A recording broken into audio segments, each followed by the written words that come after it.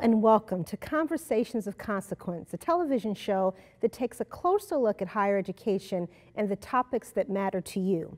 For this very first episode, we're going to take an educational and interdisciplinary look at what is commonly called the Maryland Dream Act, which would allow undocumented students to pay in-state tuition at all colleges and universities in the state. The Dream Act, by its very name, supporters of the Dream Act want to evoke the American dream. But what does that actually mean? Historian James Truslow Adams first coined the phrase the American dream in 1931 when the Great Depression was just getting started. He wrote that a dream of social order in which each man and each woman shall be able to attain the fullest stature of which they are innately capable and be recognized by others for what they are, regardless of the fortuitous circumstances of birth or position. That is indeed the essence of what brings us here today.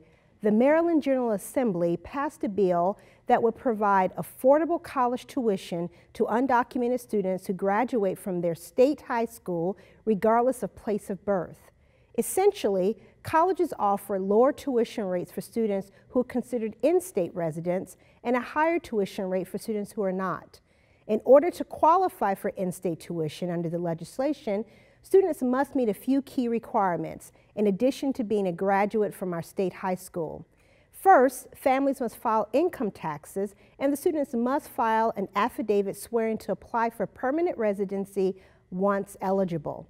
Second, students must earn their first 60 credits or an associate's degree from a community college before they can transfer to a four-year public university in Maryland at the in-state tuition rate. And finally, after making admissions decisions, the four-year colleges and universities must include these students in their out-of-state student headcount. The legislation did not take effect because of a highly successful grassroots petition drive. Essentially, opponents of the law petitioned to put the question before the voters this November. It will be question 4 on the ballot. This is a deeply complex issue, and there are many facets and many viewpoints. Some opponents of the legislation say that Maryland taxpayers should not subsidize illegal immigrants, while some supporters argue doing so is a boon for the economy by developing an educated workforce. And yet, there are many other reasons why people support or oppose the legislation, and the resulting ballot question number 4. For instance, Montgomery College's Board of Trustees chose to support the legislation, seeing it as the embodiment of our mission as an open access institution. But what this side thinks is not why we're here today. Rather, we're here to have a dialogue about the broader issues surrounding the legislation and the impact on higher educational institutions, our communities, and our fellow Montgomery County community residents, and what their perspective should be on this legislation should it pass or fail. Part of Montgomery College's new strategic plan positions our institution as the center of intellectual conversation in our county. This is a part of our identity to be a community resource and in turn to enrich our community. Now that you have that background, let me proudly introduce our panelists here today. We have psychology professor Denise Dewhurst, economics professor Bruce Madariaga. We have sociologist professor Shinta Hernandez and history and political science professor Karl Smith. Thank you all so much for being here today, and I'm looking forward to what will inevitably be a very thought-provoking conversation. Let me start with my first question. It's really kind of to set the context from your perspectives, looking at what you know about your discipline. What is happening in our community right now that enabled this legislation and the subsequent petition drive to occur? And more importantly, why is this happening now? Karl, could I start with you? Sure. Well, I think I have to look at the community by looking at what's going on in the national government first, and at the national level. The national government has not moved on immigration reform since the Reagan administration, when most of these people will be affected by the DREAM Act weren't even born yet. And so with an accumulation of issues and concerns that have developed over those years, it was time for the federal government to move on that. But as we saw going back into the President George W. Bush administration, 2000-2008, there hasn't been much movement in terms of making immigration reform. He made a valiant effort along with the senators, McCain and Kennedy, to move ahead and try to get that upgrade on immigration. It didn't happen. So we're left with the states filling the vacuum in a piecework kind of fashion. Well, we can do something with higher education here, or we're going to do something with search and seizure rules over here, and we're going to restrict jobs, things over here, and it's all piecework. But the states are trying to fill in that vacuum because the federal government just is not acting. You know, that's very provocative. So the idea that I hear you suggesting is that the failure of action at the federal level has really left states to cobble together solutions that might be imperative for their communities right now. I think that's a big part of this. It's a big part of this. Because really, when you look at it, these people who, if they've been here since they were children, they're not illegal residents in terms of what the state of Maryland has said is legal or illegal, right? But they have an illegal status from the federal government. And so what the states have been left to decide on their own is, well, what are we going to do with these people in this lack of direction coming from the federal government? So there's certainly, as you describe, a governmental perspective at the state and federal level, but this question I think is very interesting is a cultural one about why is this timely right now. Shinta, this might be a very good opportunity for you to give us that sociological perspective on this. I actually also want to tackle this from a national context as well. We need to think about what the current economic recession has done in terms of our poverty levels. The recession has certainly increased the number of Americans in poverty. We're now at over 40 million Americans in poverty, and the poverty rate continues to go up. And on top of that, we have a child poverty rate in the U.S. that's among the highest of the industrialized nations. Wow. So with that kind of data in mind, we have to figure out how to tackle the issue of poverty, and what better way to do so than through a key or access to higher education. And you know, by enabling as many people as we can to pursue a college degree, that we can try to alleviate some of the negative consequences of the rising poverty that we see during this current, great recession is what politics and other people have labeled this current economic situation. I love the fact that you talk about these issues of poverty and you place them clearly within the idea of how do we respond to a growing populace that lacks agency economically within our country. And I think this is a great opportunity to bring Bruce in to really talk about some of the economic impacts of what we're talking about when we think about this legislation. Clearly at a federal level, but I think about Maryland very specifically, some of the nuances that might be there. Yeah, I can talk about the taxpayer costs, but just building on what Shinta talked about inequality. Inequality is a growing problem in our country. Over the last 4 decades, the distribution of income and wealth has gotten larger and larger. And with that inequality comes a lot of social problems, crime and other problems as well. So to the extent the Act addresses that, that's a very positive thing. But as to the costs of the Act, no one knows the exact cost to Maryland taxpayers of the Act. But there are some studies out there that help us put the costs in some perspective. State analysts estimated that the annual cost of the Act would rise to $3.5 million by the year 2016. Now that's a very rough estimate because they really don't know how many students will take. But even if that's on the low side, we can put that cost in some perspective by just thinking about how much it is per person in state of Maryland. It comes to 60 cents per Maryland resident per year. Okay, but the Act would also generate tax revenues. Yes. I think in the short run, but also in the long run for sure. In the short run, because of some of the provisions in the Act that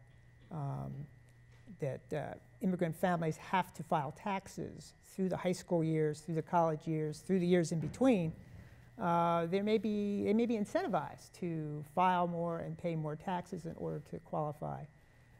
So there could be some extra revenues generated that way. But surely in the long term, as students get college degrees, they get higher paying jobs, they pay more taxes, they consume less government benefits, And there's various studies out there that confirm that. There was a RAND public policy think tank study, nonpartisan. They estimated that a typical immigrant that gets college educated would pay over $5,000 additional taxes and consume $4,000 less benefits each year. So that's a $9,000. And there's also a CBO study that looked at the tax revenues that would be generated by opening the door to college education for undocumented immigrants nationwide. And they estimated $230 million tax revenues for the country. So if Maryland could get 2% of that, that's $4 or $5 million. That's higher than the cost estimate that the state analysts came up with. So it's very much an investment. This taxpayer question, I think, is a very provocative one, because the numbers that you provide in terms of the economic impact for Maryland and certainly at the national level, and I want to come back later to talk about the personal perspective. I want to come back to Karl's point here, that what has been then the challenge in getting legislation passed? Because if we certainly hear a sociological perspective about the impact of poverty in our country, when we listen to the issues of economic development, workforce development, and the impact on a society, I am struck to try to understand why we have, at this time and place, come to this question when we have not, as you described, in the last 25 to 30 years, been able to come up with a solution. Well, that's a tough question, and it's interesting to think about. I liken our National Congress in the last few years to something like a hung jury. And that is that the people that we have placed in power have been asked to resolve a central issue. It could be immigration, it could be economics, it could be tax reform, it could be many of these things, but they haven't. Now, if we were in a courtroom, the judge would say, fine, hung jury, everybody go home. Right. We're going to select a new jury and we're going to start this thing all over again. Right. We call that a national election, which happens every 2 years or 4 years. Exactly. And that's what's going to have to happen again. And I've emphasized this in my class, where if you have fixed and rigid factions that are resolute in staying where they are, and they're not willing to get to that middle ground to satisfy their population or their base, then you're not going to have a compromise. And compromise is an ugly word nowadays for some reason, but the country was built on compromises. Without compromises, the whole thing wouldn't have worked in the first place back in 1787 when we drafted the Constitution. So that's a problem. And right now we have these factions that have decided, for many reasons or one reason or another, want to satisfy their base and say, oh, we're not compromising on this immigration issue, and we're not going to compromise this on this tax reform or the budget and whatever else. And so then we're frozen and we end up with what I call the hung jury. And if I may, I just want to pick up one on this economic point too, which is another piece of it, is that politicians can be a devious lot. No. No. And they sniff an opportunity. And here we are with this growing economic inequality, and there are people in the society who will follow human nature and think, well, my problem is caused by this other group or this other people who are taking a piece of the pie.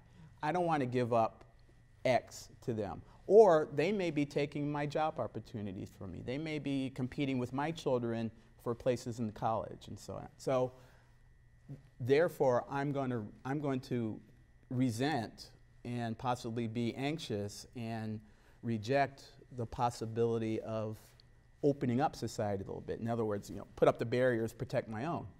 And a politician will sniff that and say, oh, let me speak to the other group of people. Let me address that, and I'll be there, represent their ideas. I shouldn't make it sound like they're just so like empty boxes or empty suits.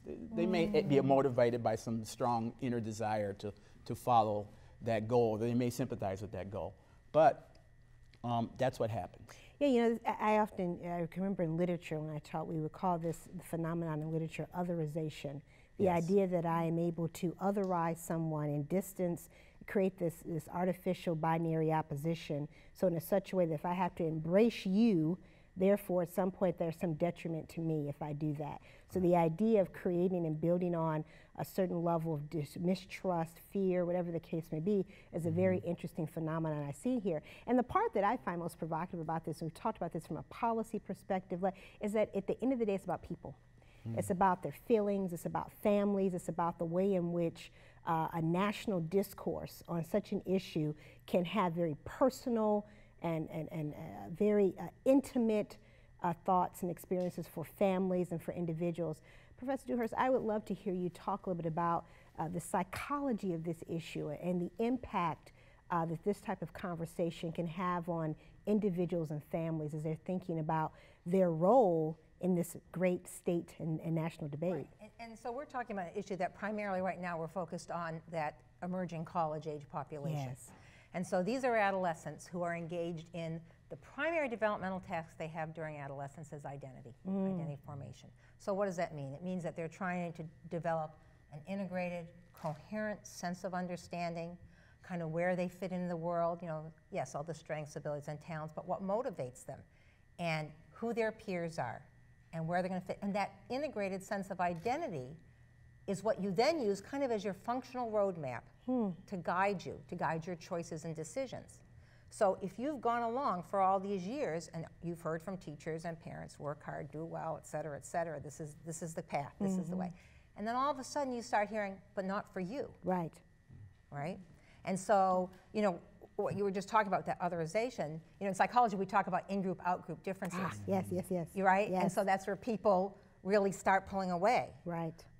And so then if you're looking around, well, how come this works for everybody else but me?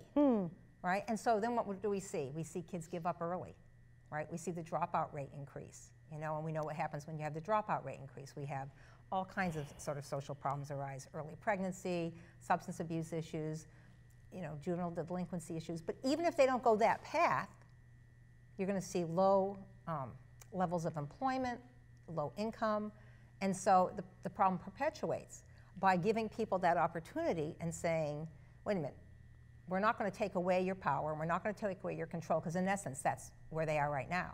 And if you take away power and control, you're left with no hope. You take away hope, what's left is despair. If you give that back, it's really empowering. And it doesn't affect just that person. There's a whole ripple effect, both backwards and forwards. So it impacts the family of origin that they come from, but also the families they're going to have. I think this is such a profound point, because one of the things I've been very interested in is reading some of the rhetoric and listening to the rhetoric around the issue. And regardless of where you fall, I oftentimes find that we haven't had a substantive conversation about the consequences if this legislation fails. All right. So what does that, and I would love to hear probably from each of you, and from your disciplinary perspective, if the legislation is unsuccessful, what does that, and I think about a family, and I think about a cultural narrative, maybe even a country narrative that says that at some point we mark some as in and we mark some as out. And therefore we have marked you as out, but as a result of that, you're still a part of us. I think there's a certain level of schizophrenia that probably has to result in it. I would love to hear from your perspectives the consequences if this legislation is not successful. Well, I'll start, and Please. then we can go along. So on an individual level, what happens if you're dehumanized that way? If you're told you're less than? You know, some people have compared it to we're developing a caste system because we have this whole significant group of people. I mean, the estimates are about 65,000 high school students are graduating each year who are undocumented, and that's graduating because we know there's a lot who are dropping out. We know here in Montgomery County that's a big problem. That's the population that has the lowest graduation rates are undocumented students. You know, so what does that mean?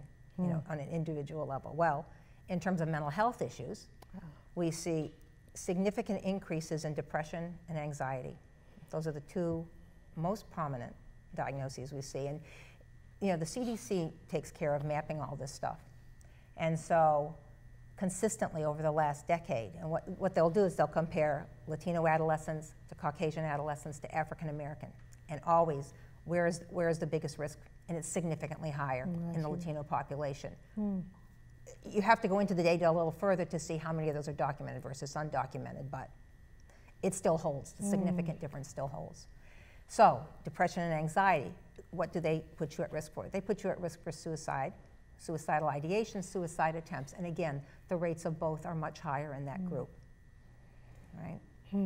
So the personal consequences are significant. They What are about the significant. economic consequences, Bruce? Well, from an economic standpoint, if the act failed, there would obviously be less educated, college-educated students. And education is such a key to the economy. The source of a nation or a state or a county's wealth is the value of goods and services it can produce. The value of goods and services it can produce depends on worker productivity. And education is a key, education and training is a key to worker productivity. So, you know, it clearly hurts the economy in that way. Also, it could have an effect on the number of immigrants in the state. And we currently face a major demographic challenge at the state level, the national level, at the county level, in that the baby boomer generation is about to retire in record numbers. And so that's going to mean there's going to be too few people working to support all the people retired. Not enough Gen Xers around to fill a place. Yeah. And so we need more immigrants to work. And so if more stayed in the state, that would likely help the state economy in the long run, particularly if they become college educated.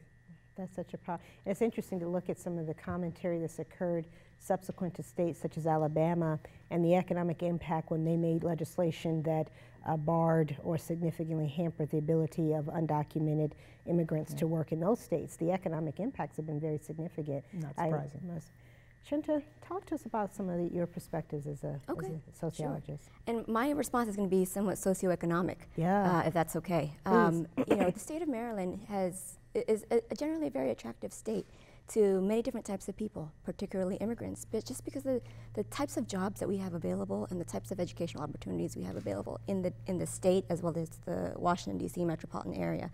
So if we, you had mentioned earlier that with the baby boom generation retiring, we're going to have all these many jobs open, both at all different levels. You know, you've got the blue collar jobs, white collar jobs, everything in between.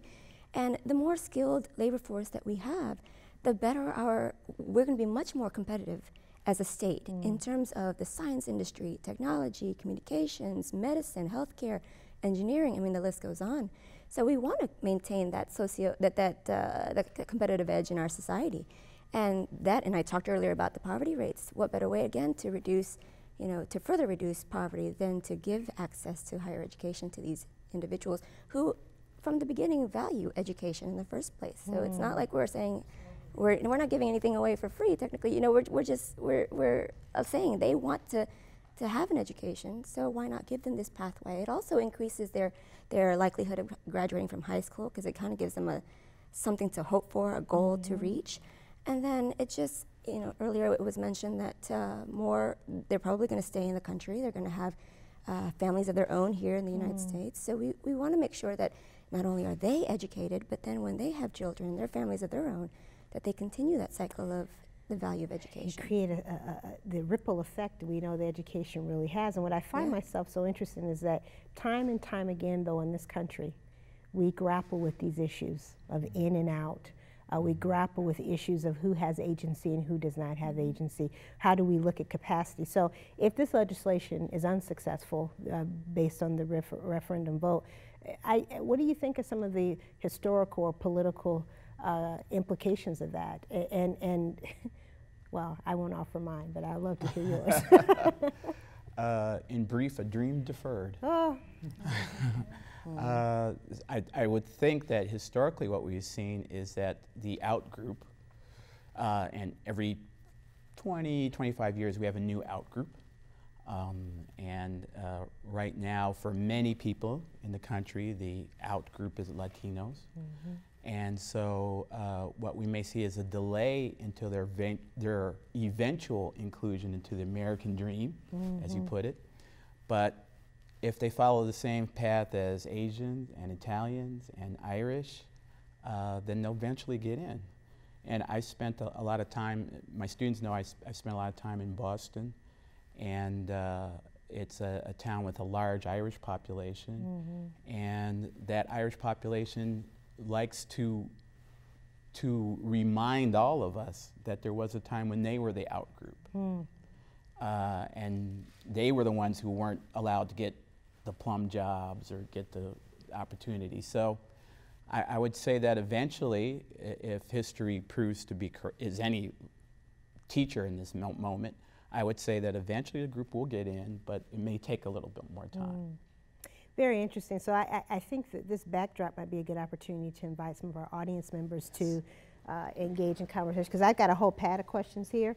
So if need be, I'm always happy to go to that. But I think it's important to give audience members an opportunity to ask and pose questions. So Michael's going to make his way to you, so please feel free to raise your hand, and he'll do so if anyone has a question. And the first one always is the most difficult one. Down front.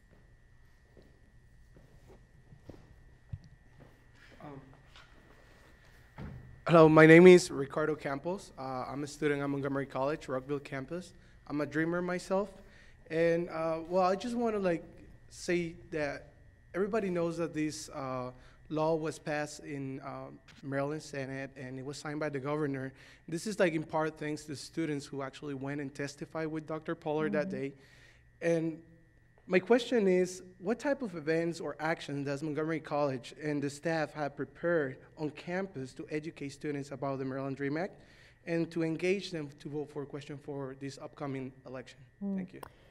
This is a great question, and I can speak probably a little bit in terms of the college, and then if there are opportunities later, we can talk afterwards. Very clearly, the college and the Board of Trustees has done a very good job. I think the only community college in the state, as a matter of fact, to articulate a position on this issue.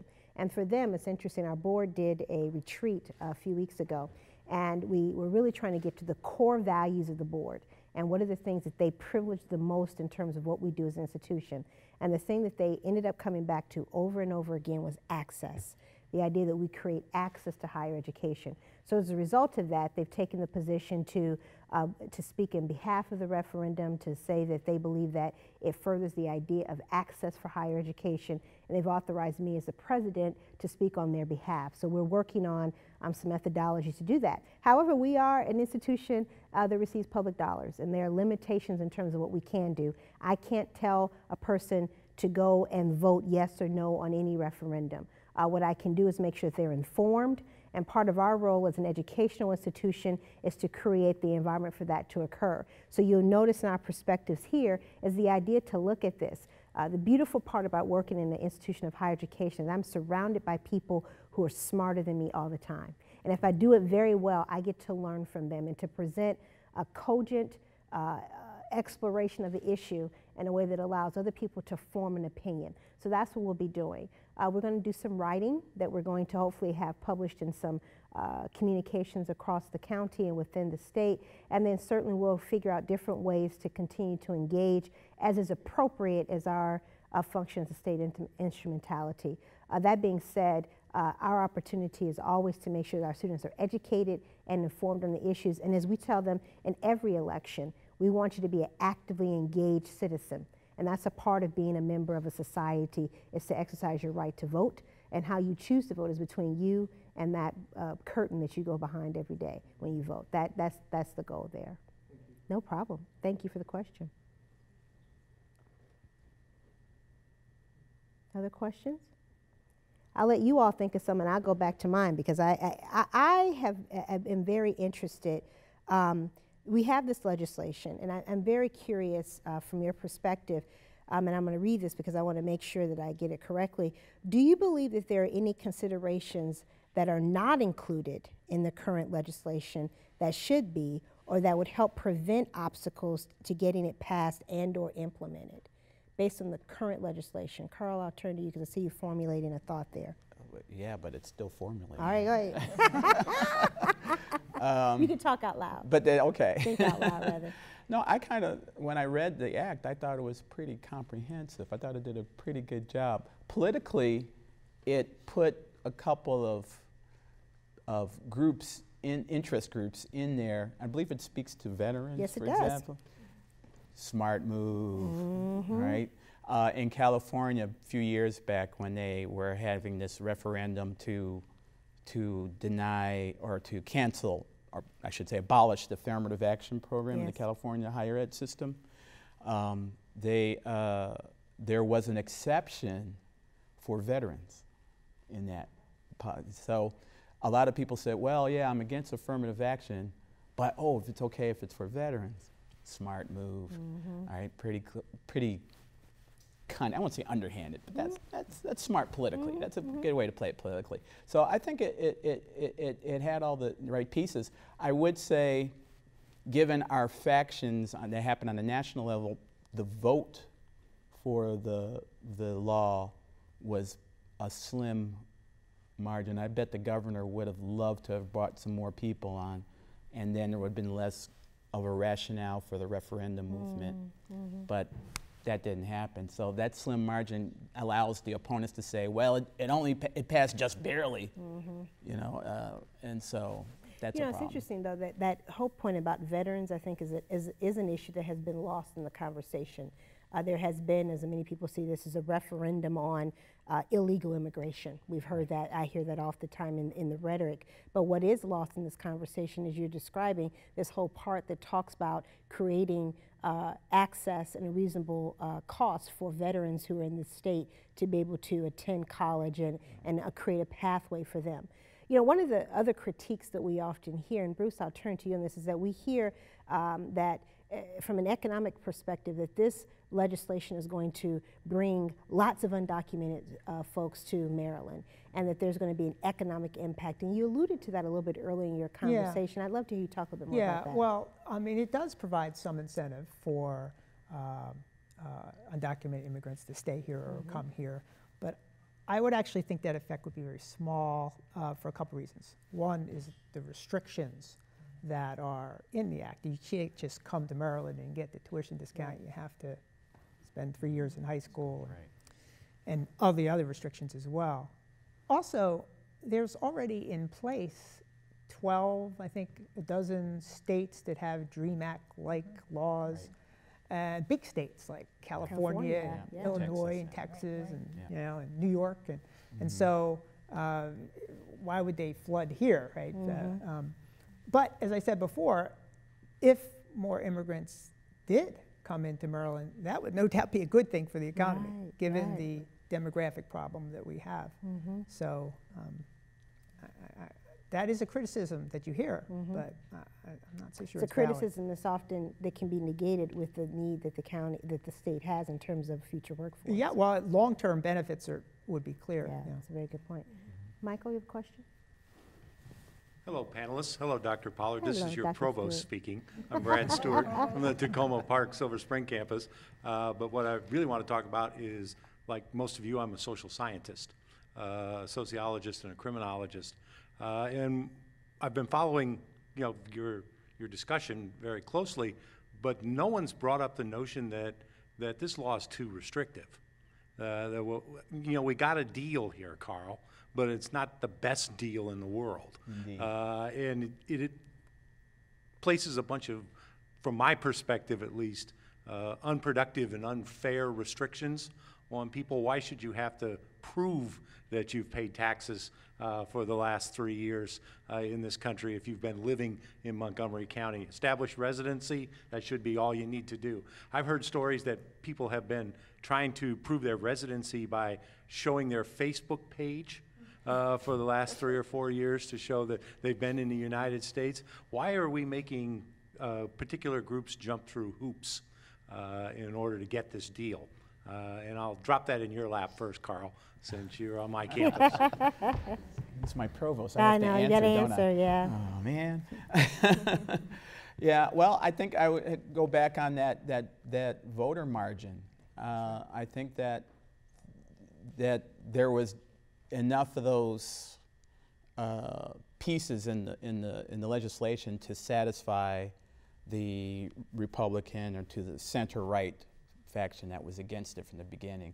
And I think they wanted, if they spoke, they would have had no legislation or even more restrictions. And for whatever reason, I'm not sure of the exact breakdown in the legislation, maybe the Democrats and the liberal or left of center didn't feel that they had enough power to, as I say, put something out there that was less restrictive.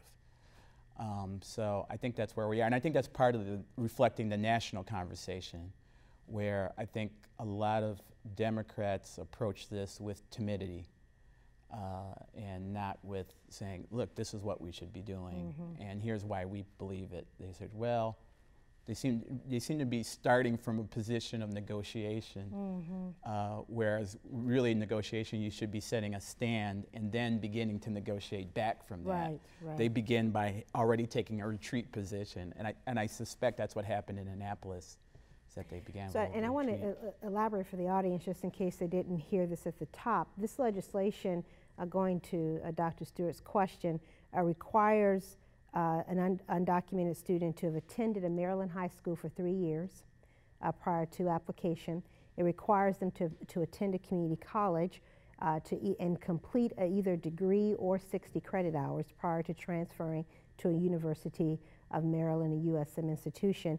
It requires them to demonstrate they're in the process of becoming permanent residents, and it also requires them to have access or demonstrate they're paying taxes in this county or in the state.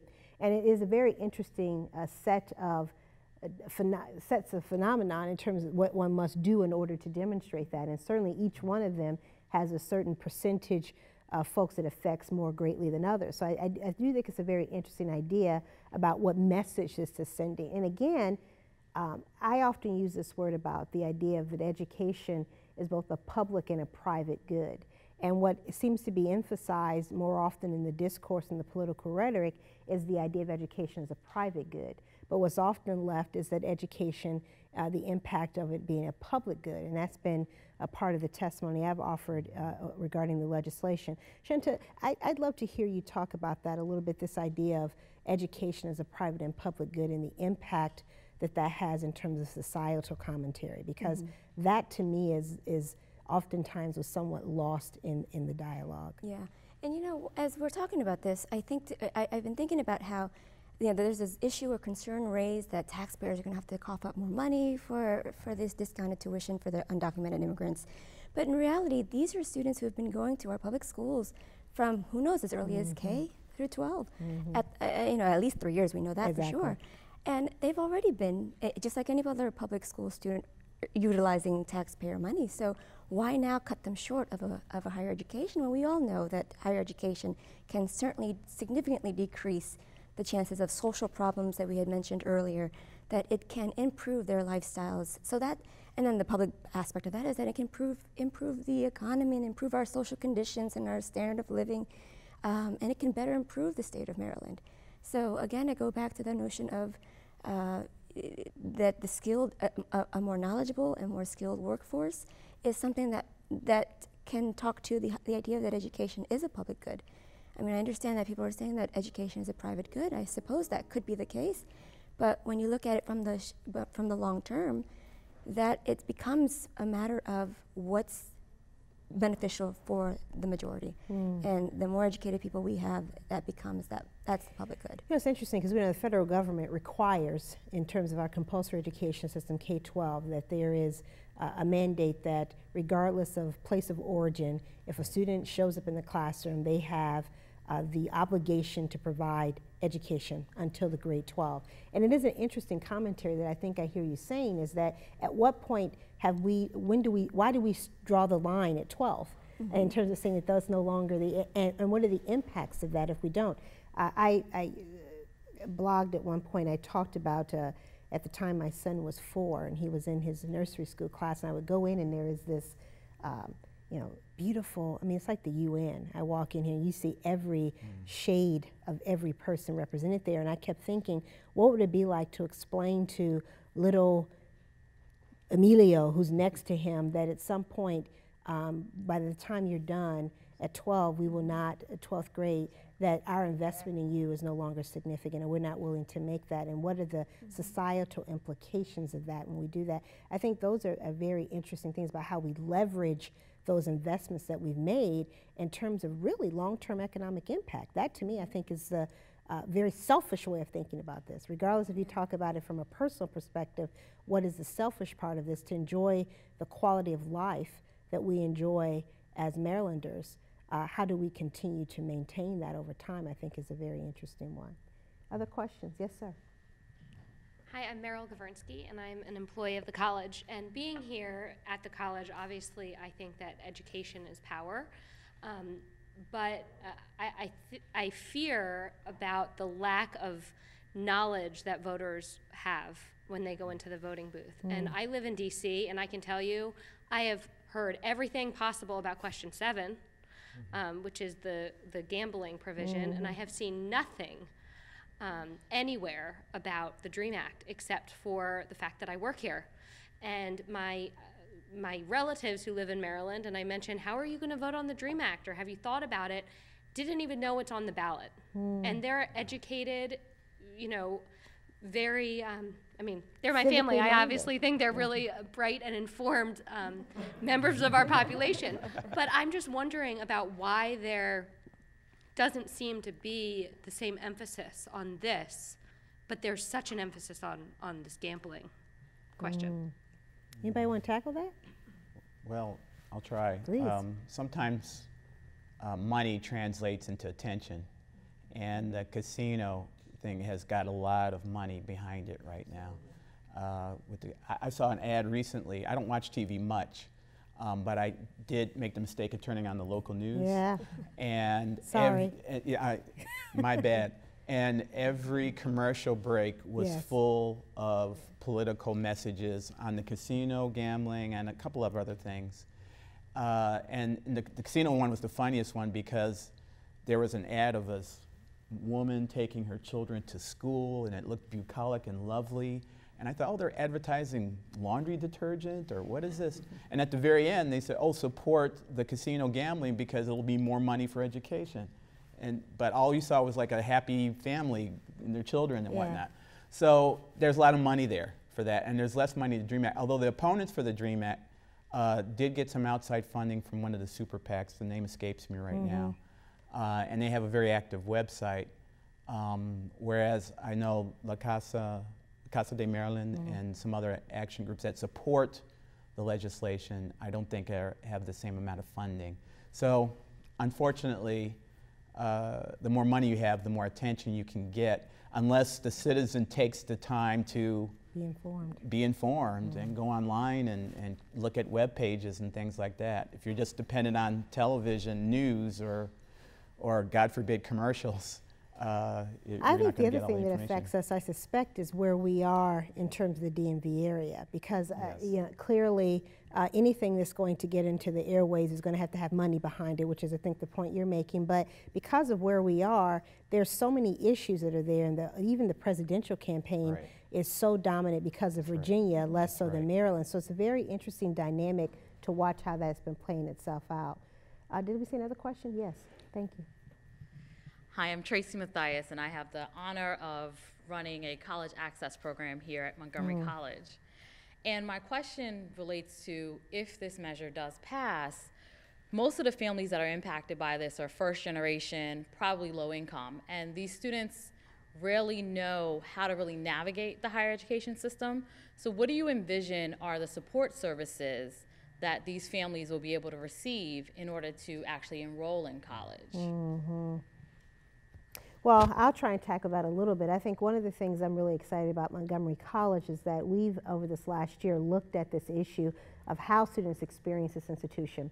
From the moment they make contact to us until they leave this organization and move into our alumni ranks, how are we as an institution being deliberate and intentional about that experience? So, as you know, we launched the Common Student Experience right now, and this idea that we're looking at how students register, even before that, how we make outreach to them. We're creating a new office on community engagement. We have often had the luxury, and I love as you described, of having people come to us as an institution. I think because the demography of this county is changing, we need to be much more thoughtful in going into the community to make the connections that need to be made and to ensure that folks have access to us, that the fear that oftentimes impedes a first-generation college student or their family from thinking about college, we don't want the travel to the institution to be the block. So let's figure out how we partner with community-based entities to be in the communities helping to provide that access. And then once someone makes that contact with us, how do they go through a registration process? What do we do in terms of counseling and advising? How do we do these ideas of very intentional orientations that help people be successful? Your question harkens, I was a first-generation college student. I never forget my advisor my freshman year at Iowa State University.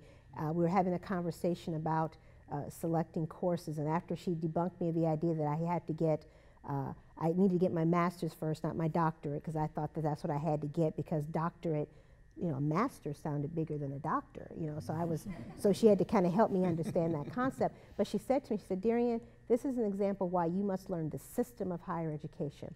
She said, once you learn the system of higher education, you can be successful. So understanding repeat policies, understanding how to access counseling and advising, how to get support services. So those are things as an institution we're looking at very deliberately, and I'm very proud of, I get a report every once in a while from an employee who's looking at this in terms of our support centers. Those are the types of things that we're doing, and I dare say that's going to be the issue that we have to look at in the next decade. I believe we have phenomenal faculty who are doing phenomenal things in the classroom. I need to make sure the students can get to the classroom. I need to know that when a student is having challenges, we have support services to help them. And once they leave that classroom and go to the next one, that we have them on the right path to get there. So I'm all about in your face, and that's what we're going to have to start doing with our students. Another question up top? All right.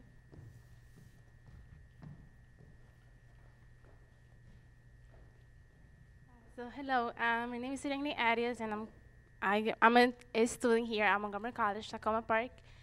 And my question is, okay, if this legislation passed, what is Montgomery College gonna do to help this student pay for college? You know, if they pay in college tuition, they're not gonna get financial aid like some of us get. So they may not have the money to pay for college, even if it's in county tuition. So what is Montgomery College gonna do to help them at least, you know, pay for college? So the college does, I think, a lot already in that regard. There are certain limitations that we will have if a person is ineligible for federal, state financial aid. There are limitations in terms of what we can do. But we do have a very active foundation. And our foundation has already done wonderful work in providing scholarships where appropriate and where the donor gives us the affirmative that we can do that. We have made scholarships and tuition assistance available to undocumented students, both in terms of how when they are matriculating here and when they transfer to a four-year institution. I would hope that we will continue to do that and do a lot more of that. We also do a lot in terms of partnering with our four-year counterparts who also have far more resources in that area. Just this summer I had a scenario where I was speaking with one of the presidents at a four-year institution that said, I know you give me this number of scholarships, I need a couple more, because the reality is I have a student who's going to be negatively impacted if we don't have resources to help them. So one of the things that we're going to continue to do is to expand our outreach into business and industry, private areas to help get more donors. That's a large part of my job, going out and doing that type of work. And the other thing is to really continue to help the four-year institutions recognize that there are resources there and to help them figure out how to bridge that gap for many of our students. We are limited, though, based on grants that we can make available, but private donations are the things that we'll continue to look for. Great question. Hello. You all spoke earlier about the consequences if this act doesn't pass. A lot of those consequences were in the long term. What are the immediate consequences going to be if this act does not come to pass? Anybody have some responses to that? Well, I'm not sure if this is long-term or short-term, maybe both. But I would be concerned if we're sending a message to a group that's already marginalized that they're not going to get a little extra help or get not even extra help, just get an equal chance, have an equal opportunity. Then that's going to just reinforce that marginalized message. And I have yet to hear an argument against this legislation that explains, well, what should these people be doing instead? I mean, the research doesn't suggest they're going to all pack up and move out of the country. Right. No. You know, Right. So, I mean, it's pretty clear on that. Right. And there's lots and lots of research because this fight has been going on for over a decade now. Right. So, Even with the Great Recession of 2008, 2009, we saw there was the inflow of migration decreased. That's right. But the outflow increased a little bit, but you don't see millions of people no. exiting the country. No. So if they don't leave during a Great Recession, No, You their really- lives are here, their families Their are families here, are their here, community families ties here. are here, right, but they're not going to have the life they should be able to have just like anyone else. And therefore, those local impact questions are going to be significant. I think you're going to continue to see a great number of students who are going to need, as the question was posed earlier, private resources to secure and trying to figure out how to do that. So does our energy become diverted in trying to go out and secure those resources to help do that? I think about the impact for our local economy. You know, if we have people who are not able to get educated for the jobs that we have right now, what's the impact on the quality of life that we enjoy right now in Montgomery County in the state of Maryland? I start to wonder about that. I start to wonder about the impact on, as you described, the mental and psychological effects it has on an individual and a family. It's very profound because it's dehumanizing. It's saying you don't count. Here's what the American Constitution says. Here's what we teach in our schools, but you're not part of that. That's a really defeating message. I mean, really, as I said earlier, you remove hope. And the opposite of hope is despair. And so what you then see is people who give up trying. And so, you know, you think about one of the arguments being, oh, it's going to cost us all this money. Well, it's going to cost you money because you're going to have these people you have to provide for in some way that you're going to resent because, but why are you resenting them? It's because you limited them to begin with. You know, it doesn't make sense. It just makes no good sense. I mean, I don't think from any of our points of view, it's hard to justify. Is there an argument to justify? Well, I went onto the opponents of the legislation's website. I took their quiz. I failed. But they had a little quiz. A good quiz to fail. It was a true-false questions about the impact of the legislation. And but again, the piece that was missing, they argue about this piece of the pie.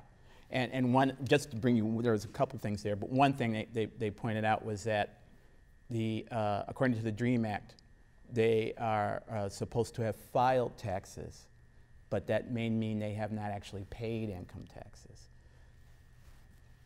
which could be true. Isn't that true of any American, though? That could be true of any Okay. American. And that's based on their income level, not Right. because of their immigration status. Yeah, that whole 13 and 20, 30%. Right, Gotcha. right. So that was one of the arguments. But again, I came back to, after I finished the quiz and failed it, I came back and was asking myself, well, then what's the remedy here? What can we do?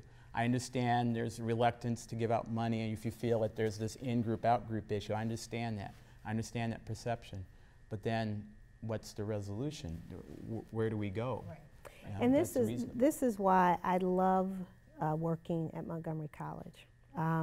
This is why I love working in higher education. I could never have imagined working in another sector because we have the ability to have people who can offer these profound insights, whether it be from a political science and historical perspective about this issue, a sociological and the economic impacts, the idea of what it is for the psychosis of an individual through a psychology. This is why Montgomery College believes itself to be at the center of public discourse, because we have the disciplinary expertise, clearly the passion around issues to articulate them and to really help frame debates that are happening within our local economy and certainly within our state one, and I would dare say federal and national.